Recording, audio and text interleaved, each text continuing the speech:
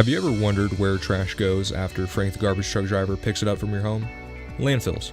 You probably have no idea what they are, and if you do, chances are you haven't seen one in person. That's probably due to the fact that landfills are placed far away from the cities they're serving due to the vast amounts of land needed. Landfills also produce horrible smells and obnoxious sounds, not to mention the various dangers they bring to the area from their methane production. If you do know what a landfill is, congratulations. No, really, congratulations. Most people forget about their trash as soon as Frank picks it up from their curb, and that's fine. But we're here today to talk to you about what a landfill is in hopes that you will think twice about the things you're throwing away. So, what is a landfill? A landfill is where all the things that you've thrown in that black trash can end up. After Frank picks up your trash, along with your whole neighborhood, he travels to the nearest landfill. Once there, he empties his load on top of thousands of pounds of trash that they have been compressing and covering with soil over a long period of time. Okay, so we know what a landfill is, but how are they made? A landfill is made by digging a massive hole in the ground. This hole then gets filled with all types of trash and is covered with dirt constantly. Landfills haven't always been this complex. The history of waste management is a relatively new one. Beginning in the early 1800s in London, horse-drawn buggies would be driven around the streets picking up piles of trash left out by the citizens.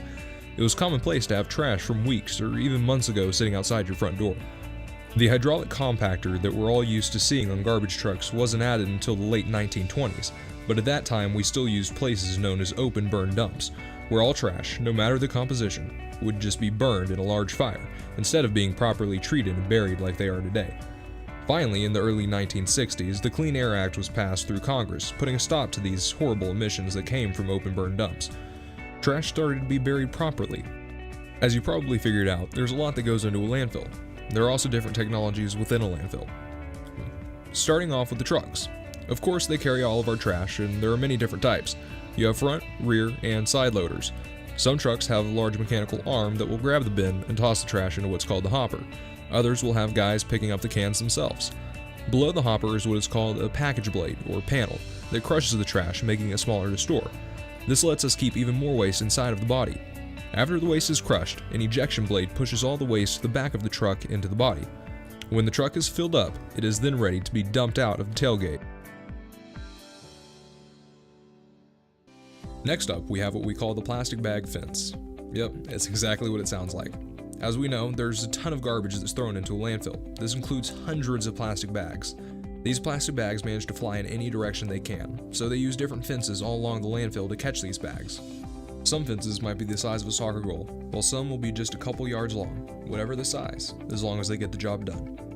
Another important part of a landfill is the methane collection system. This collects valuable methane, which is a natural gas. Methane results from anaerobic decomposition inside the landfill.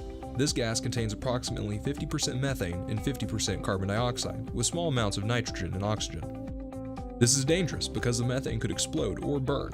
This is why it must be collected and removed. A series of pipes are planted within the landfill to collect this methane, which is then extracted and used as an energy source.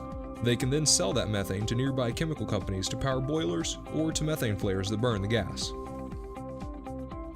Hopefully you've learned something while watching this video. If you haven't, go back and watch it again. Hopefully you will wonder, can this be recycled? How long would this sit in the landfill? Will my grandchildren grow up knowing the same fresh air and open spaces that I did? Most of all, know that your trash doesn't just disappear when you throw it out.